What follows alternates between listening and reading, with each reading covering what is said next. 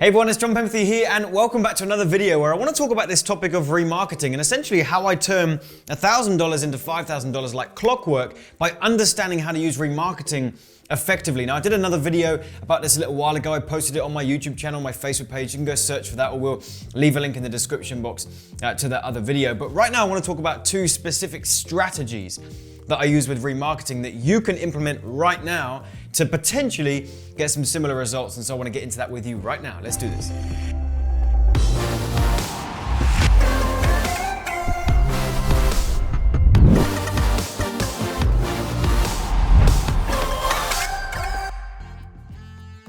So there's a good chance that if you're watching this video, you already understand the importance of remarketing. Maybe you've tried to implement it in the past, right? Just a quick whistle-stop tour.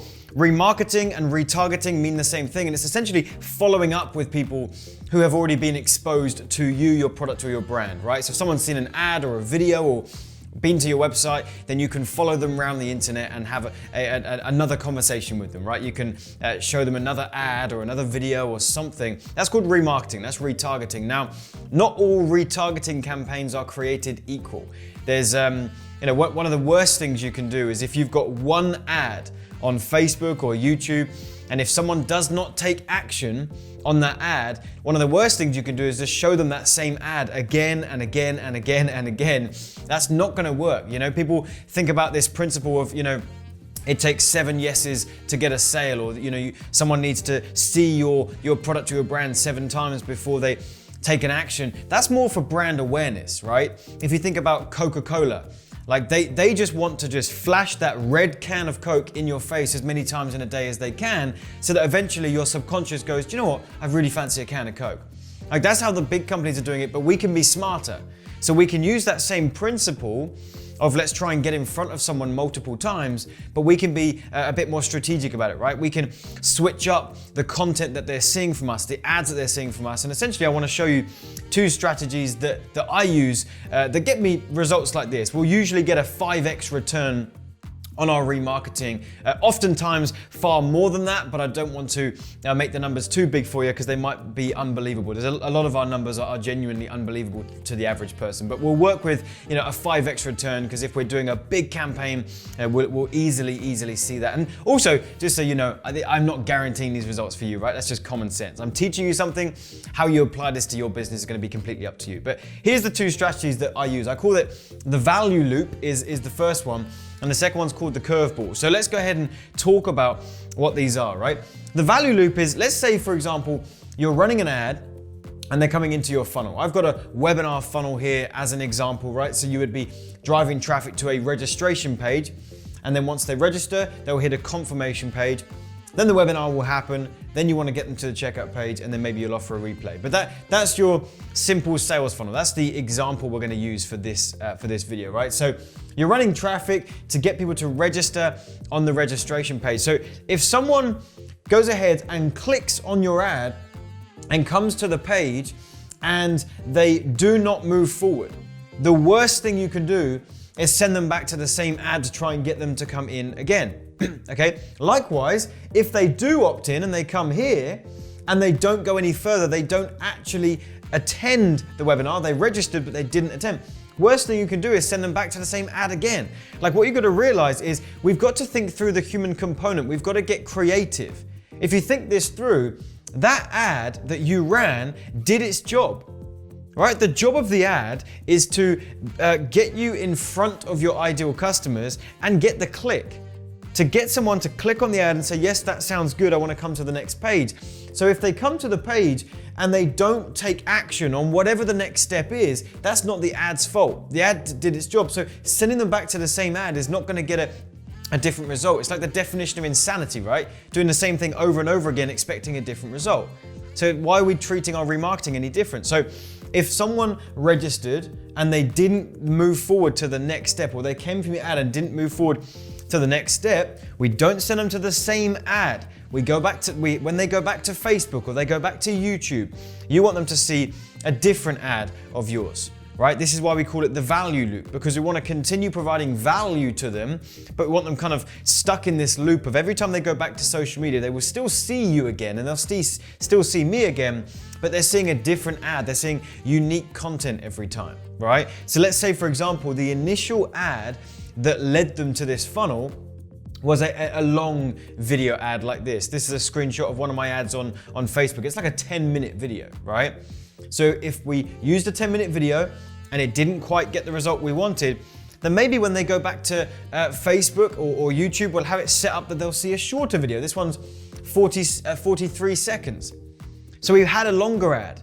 Right, so now let's mix it up. Let's give them a shorter piece of content and see if that is what gets them across the line. Maybe when they go back to Facebook, we'll use just an image ad with a bit of text, or we'll use a long form image ad, or we'll use an article. Like, we're gonna mix up the content every time so that every time they go back, they're seeing something unique from us. It's still us. We're still getting in front of them, but it's unique every time, all right? And hopefully, if you mix up the content and you get them stuck in this value loop, then eventually one of them will get them across the line. One of those ads will eventually do the trick. I remember talking to one of our clients or customers. He came to one of our, we have a community called Add Value Inner Circle, and we put on an event every 6 months. And one of the guys came and grabbed me and he said, look, I need you to understand why I'm here in this room right now at this event.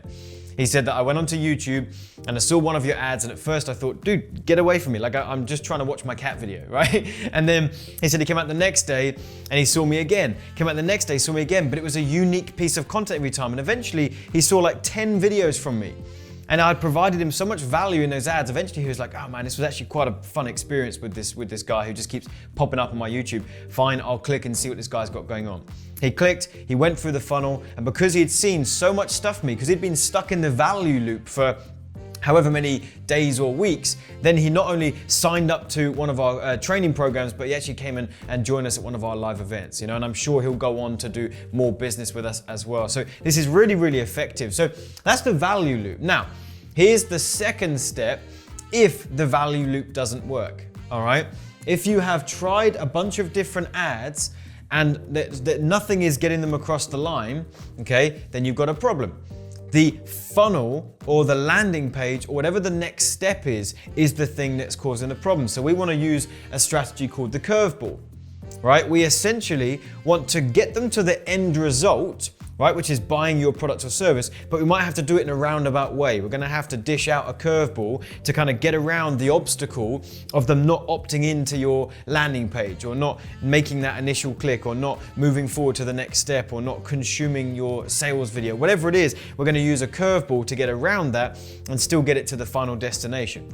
Right, so let's just say, for example, for you, you've got your ad or your video and you're going through a lead magnet, through to a sales page, eventually getting them across the through the door, to become a sale. So you've got a particular sales funnel. You might need to rethink that sales funnel. If you've tried a ton of different ads and the ads are doing their job, they're getting you clicks and people are coming to the page, but they're just not opting in. If you were using a webinar, you might need to rethink your strategy and go, do you know what? Maybe the webinar's the thing not working. Right? If you're using a tripwire funnel, or if you're just taking them straight to the website, or if it doesn't matter what you're doing, you have to then at that point rethink the vehicle that's getting them to become a customer. All right? So if they still haven't opted in, if you just look down here in the bottom left-hand corner, right, watch what happens to that registration page. Look, it changes. It's different. I've changed the design, the feel, the look. So that's the first thing you can do. Is you can do one curveball, which is maybe keep the sales funnel the same, but just the initial page, the first page is going to change, the design, the feel, the headline, so that we can maybe get them across the line. And if that doesn't work, then we need to potentially rethink the funnel in its entirety. Let's say, for example, I was selling a $300 offer on a webinar, just straight up $300 on the webinar. Or maybe I'm going to break that offer up and I'm going to create a low ticket or a tripwire that then when they purchase, I'll hit them with a one-time offer and a second one-time offer that's $100 each, so that we're still selling the same product, but we've changed the funnel type, right? To try and get them across the line. Maybe your industry, for whatever reason, just is not liking the webinar funnel, but they would, in theory, still be interested in purchasing whatever product and service it is that you have, all right?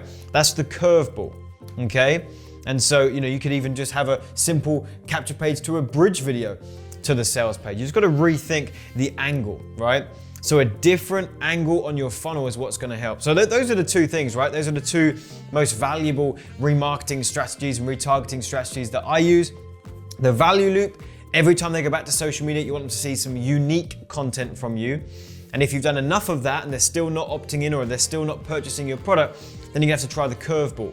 And you've got to get to the end result, but do it in a roundabout way with a unique landing page or a unique funnel or that kind of thing. All right? Anyway, hope you found this helpful, because I just know that so many people understand remarketing, but they don't understand how to use it effectively. And I think this will really, really help you. So hey, listen, if you did enjoy this video, I would greatly appreciate it if you hit the like button and leave me a comment below. I love to look through those comments myself and my team. Make sure you hit the subscribe button and hit the bell notification so you're notified of future videos that I put out like this. And hey, if you want to learn this kind of stuff, I have 2 trainings that I'll leave down in the description box. I have one on a Facebook advertising strategy and one on a YouTube advertising strategy, 2 of the most profitable traffic sources for me right now. And I've got a webinar training on both of those that I think you'll find really, really interesting. So click the link in the description box and enjoy those trainings. And that's pretty much it. I look forward to seeing you in a future video and I'll see you soon.